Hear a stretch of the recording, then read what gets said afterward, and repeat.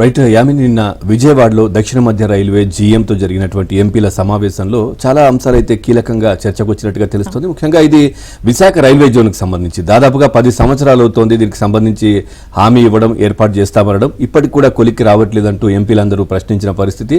So భవనాలు, తర్వాత వీటికి సంబంధించిన భూములు, భవనాలు, ఈ అంశాన్ని రైల్వేకి సంబంధించిన అధికారులు తీసుకొచ్చిన నేపథ్యంలో ఇవన్నిటికీ ముడిపెట్టకండి, త్వరితగతిన దీనికి సంబంధించిన పరిష్కారం తేండి అంటూ కూడా ఎంపీలు మాట్లాడిన పరిస్థితి కనిపించింది. అవును పవన్, 31 మందికి ఆహ్వానం పంపిస్తే కేవలం 16 మందే హాజరైనట్టు కూడా తెలుస్తుంది ఎంపీలు. సో దీనికి సంబంధించి పూర్తి అప్డేట్స్ ఒకసారి చూద్దాం.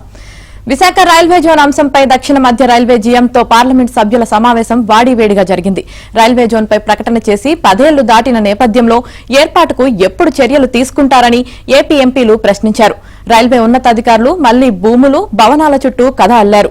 రైల్వే జోన్ ఏర్పాటుకు భూములు, భవనాలతో ముడిపెట్టవద్దని, కేంద్రం ఇచ్చిన హామీని వెంటనే అమలు చేసేందుకు చర్యలు తీసుకోవాల్సిందిగా ఎంపీలు గట్టిగా కోరారు. విజయవాడలో దక్షిణ మధ్య రైల్వే జీఎం అరుణ్ కుమార్ నేతృత్వంలో ఏపీ పార్లమెంట్ సభ్యులతో సమావేశం జరిగింది.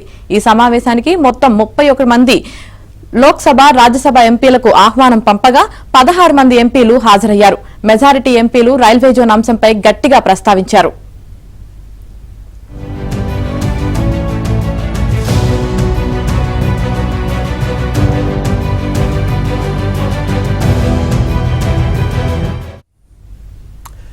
భూములు, భవనాల సమస్య తేలే వరకు తాత్కాలికంగా అద్దె భవనాల్లో కార్యాలయాలను ఏర్పాటు చేయాలని, లేని పక్షంలో విశాఖ డిఆర్ఎం కార్యాలయంలో కొన్ని గదులు కేటాయించి రైల్వే జోన్ కార్యకలాపాలు ప్రారంభించాలని విజ్ఞప్తి చేశారు. ఓవరాల్ గా ఈ అంశానికి సంబంధించి మరింత సమాచారాన్ని మా కరెస్పాండెంట్ పూర్ణ అందిస్తారు. పూర్ణ, పూర్తి డీటెయిల్స్ ఏంటి నిన్న దక్షిణ మధ్య రైల్వే జీఎంతో ఎంపీల సమావేశానికి సంబంధించి? ప్రతి ఏడాది దక్షిణ మధ్య రైల్వే జీఎంతో ఎంపీల సమావేశం జరిగింది. అయితే నిన్న జరిగిన సమావేశం మాత్రం వాడివేడిగా జరిగిందని చెప్పుకోవచ్చు. ప్రధానంగా ఏదైతే ఆంధ్రప్రదేశ్ లో రైల్వే సమస్యల మీద మొత్తం కూడా ఎంపీలు అయితే జీఎం మీద మొత్తం కూడా వాడివేడిగా జీఎంతో మాట్లాడినట్టు కూడా తెలుస్తుంది.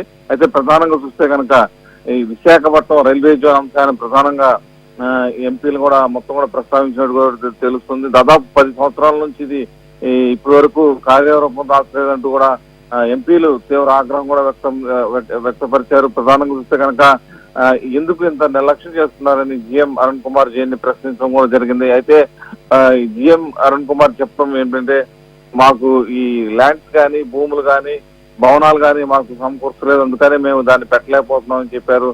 అయితే అద్దె భవనాలయం తీసుకోండి, లేకపోతే డిఆర్ఎం కార్యాలయంలో ఒక వేరే ఒక బిల్డింగ్ తీసుకుని దాంట్లో అంటే ఇమీడియట్ గా స్టార్ట్ చేయాలని చెప్పి కూడా ఎంపీలందరూ కూడా కోరటం కూడా జరిగింది. అయితే దీని మీద ఏదైతే ఎంపీలు చేసిన ప్రతిపాదనలో మొత్తం కూడా నేను ఈ పైన రైల్వే ఉన్నత అధికారుల దృష్టికి తీసుకెళ్తానని జీఎం కూడా తెలపడం కూడా జరిగింది.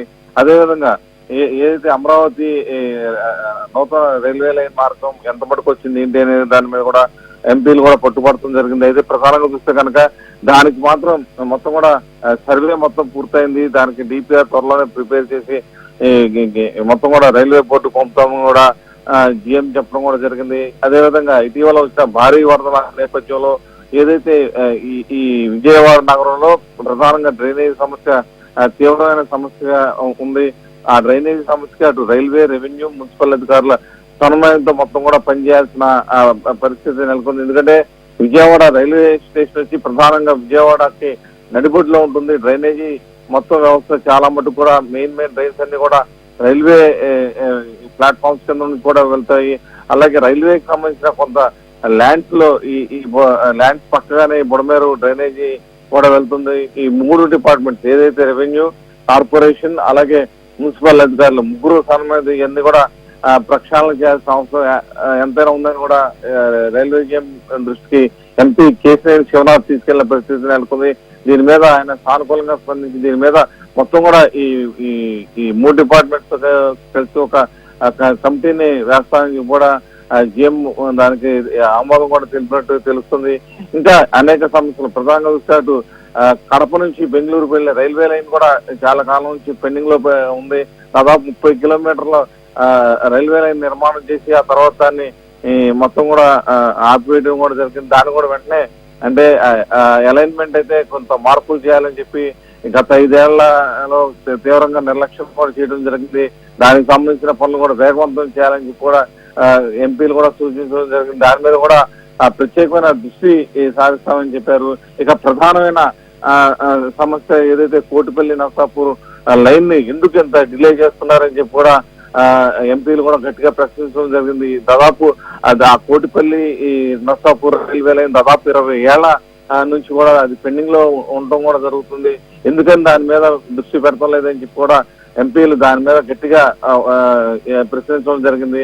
అయితే ఈసారి మాత్రం దాని మీద ప్రత్యేకమైన దృష్టి సారించడంతో పాటు దానికి సంబంధించిన ల్యాండ్స్ అన్ని కూడా తీసుకుంటామని కూడా చెప్పడం కూడా జరిగింది. అలాగే అనేక సమస్యలు అంటే ప్రధానంగా వస్తే ఏదైతే రద్దీగా ఉన్న రైల్స్ ప్రాంతాలకి అదనంగా ఇంకా రైల్స్ చేయాలని చెప్పి షిరిడి, సికింద్రాబాద్ అలాగే ముంబై ప్రాంతాలకు అదనంగా కొన్ని రైల్స్ చేయాలని కూడా చెప్పి ఎంపీలు కూడా ప్రతిపాదన ఇచ్చారు కూడా